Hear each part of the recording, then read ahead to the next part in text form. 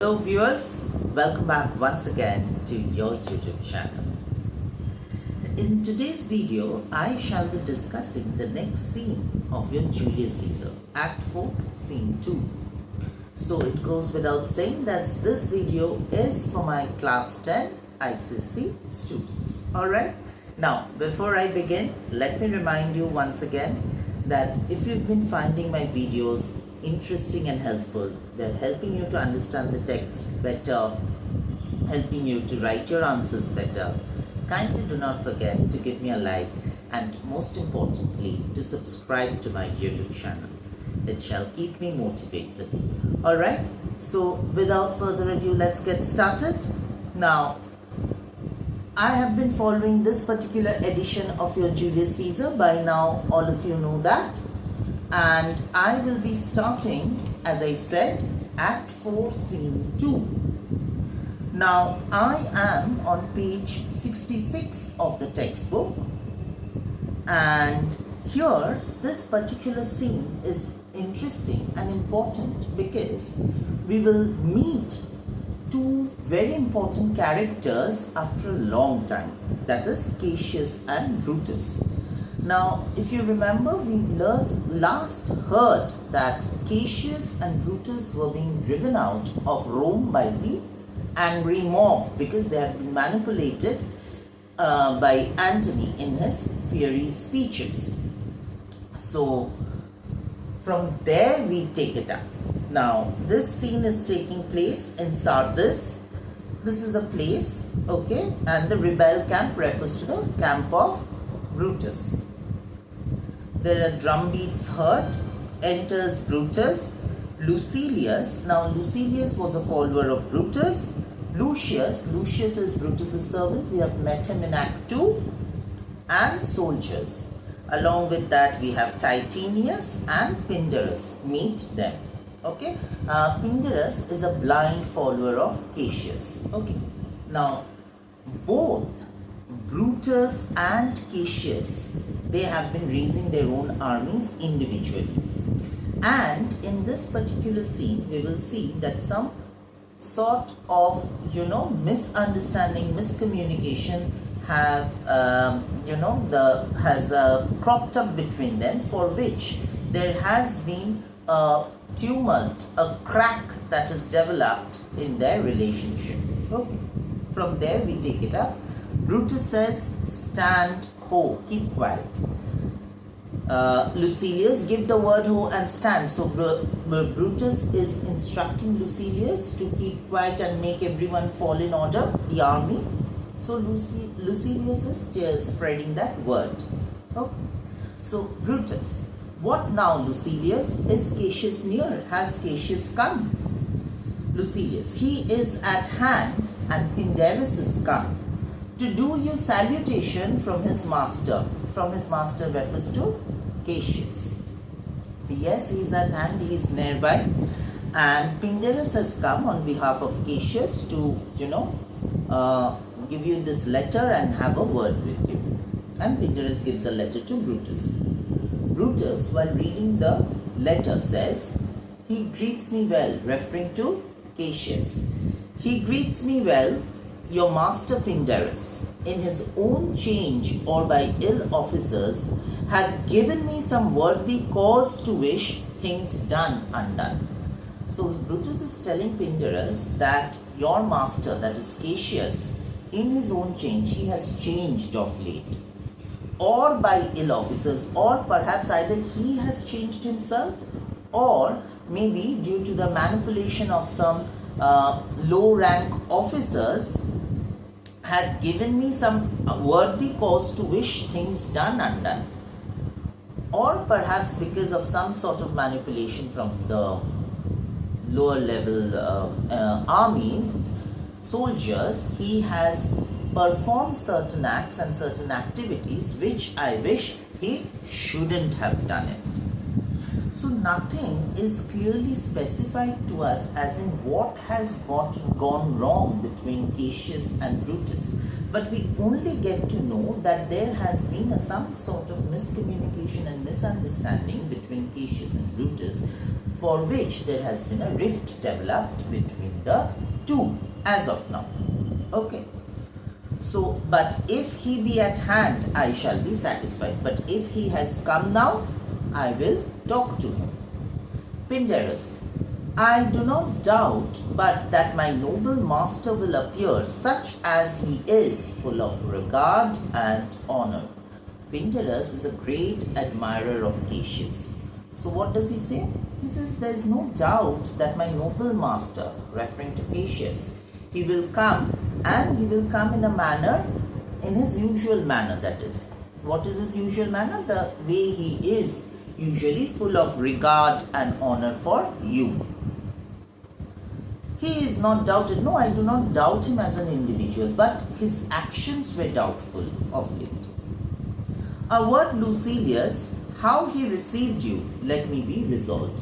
Lucilius, you tell me, when I have sent you to, Cassius, how did he behave with you?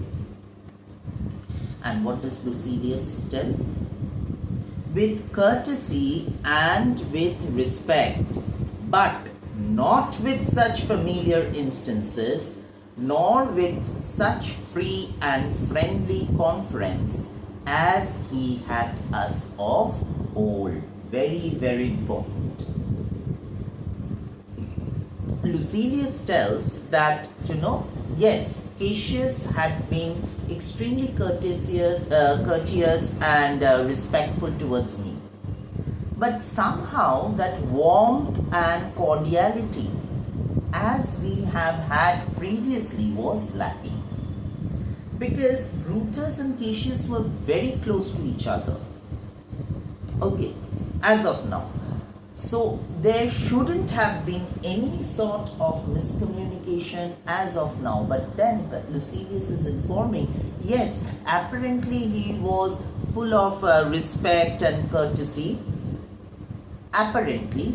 But something made me realize that the warmth and cordiality was missing.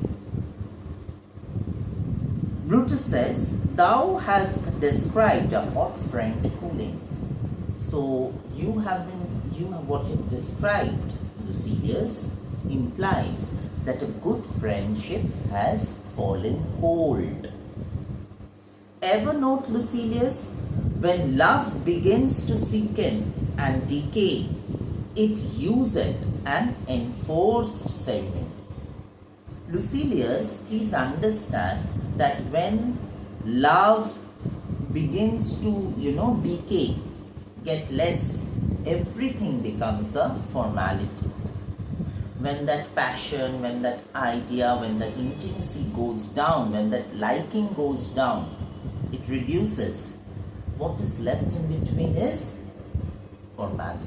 You do everything out of formality. So we get the philosophical nature of Brutus here. And then he says, there are no tricks in plain and simple faith. But hollow men, like horses hot at hand, make gallant show and promise of their mettle. But when they should endure the bloody spur, they fall their crests, and like deceitful jets sink in the trial.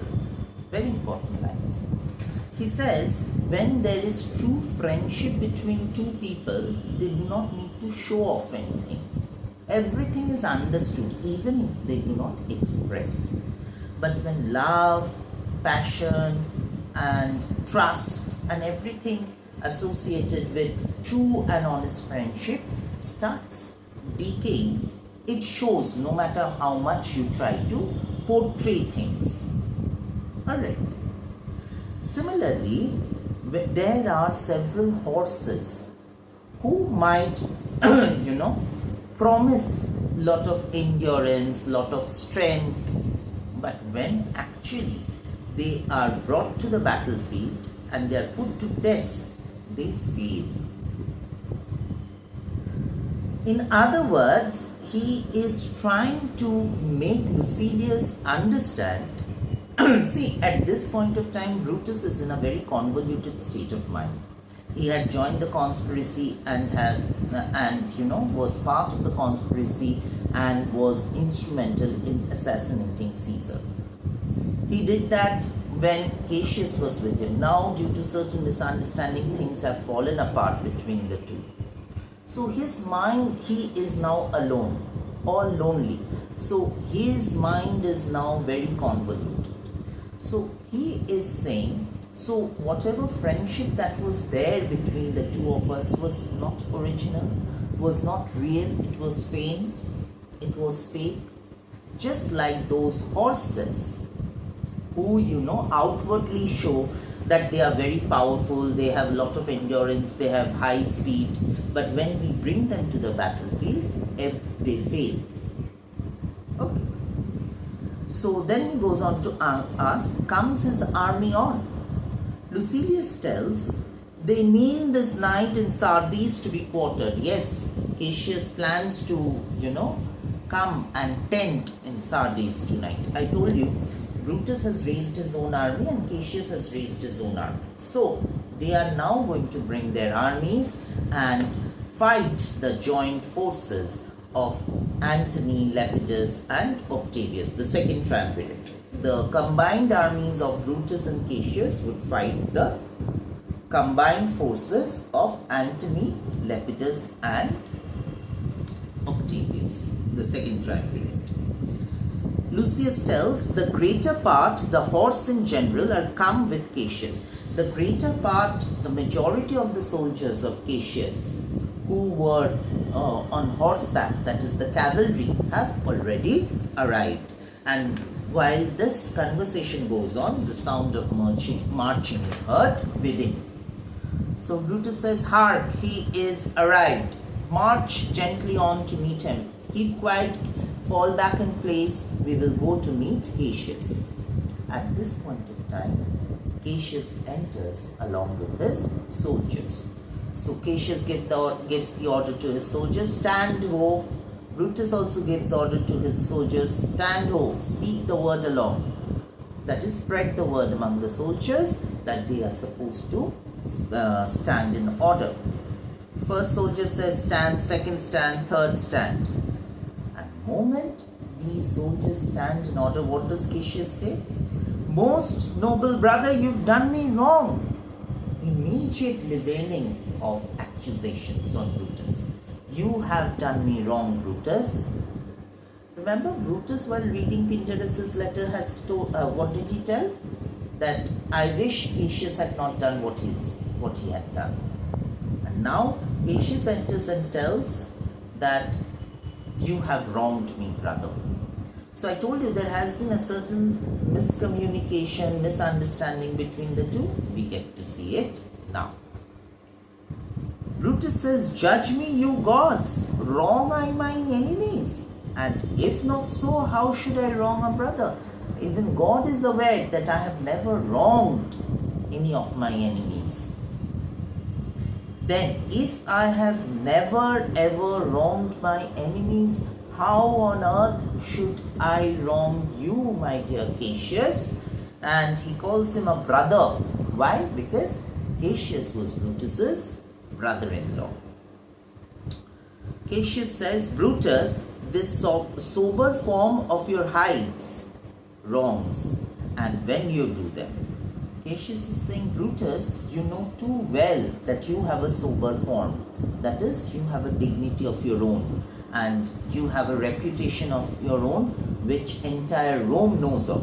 You know, Cassius, if you remember, Cassius wanted to include Brutus in the team of conspirators because of Brutus's reputation and honor, family honor and family's reputation.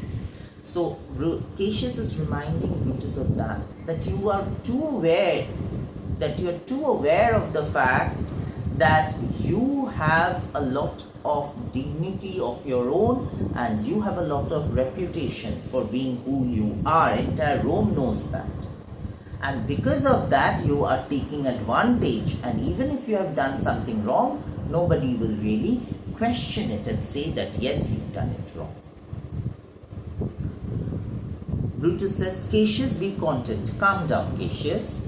Speak your grief softly. Do not openly speak of your anguish.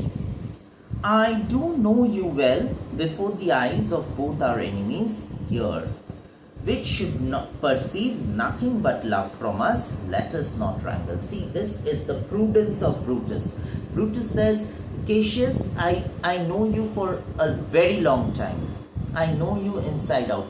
Please understand that you are not expected to speak of your grief openly like this. Remember, Cassius was a realist. So what happened to that?